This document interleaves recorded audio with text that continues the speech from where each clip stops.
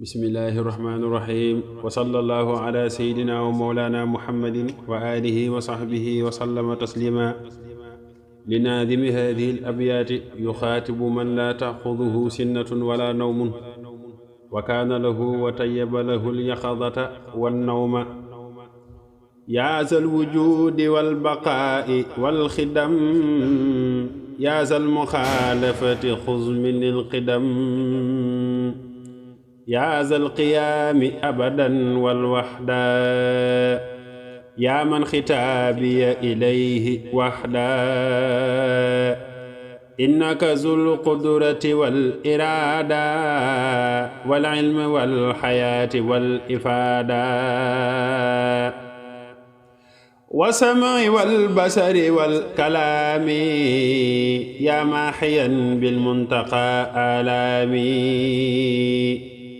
innaka xaadirun muridun aalim xayyun samiicun zahzahal mazaalim antal basiiru mutakallimun jazabu liya kitaabahul majiida fanjazabu laka bila iftiraa'in nafsiya yaa man kafaani zulaman nafsiya laka bila miraa'ini salbiya yaa man kafaani zulamal qalbiya laka bila shariikin al-macaani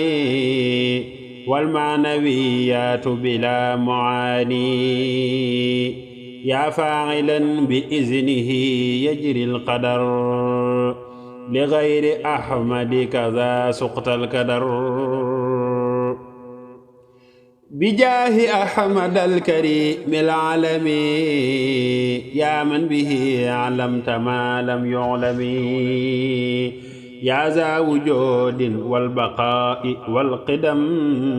lil arti walkursi quztihi alqidam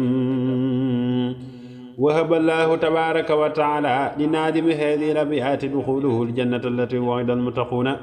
bila aafatin wala kadarin wala makrin wala gururin wala istidraajin wala xisaabin wala xijaabin qablahu wala indahu abadan wallahu ala ma naqul wakiil subhaana rabbika rabbil izzati amma yasifuun wa salaamun alal mursaliin walhamdulillahi rabbil aalamiin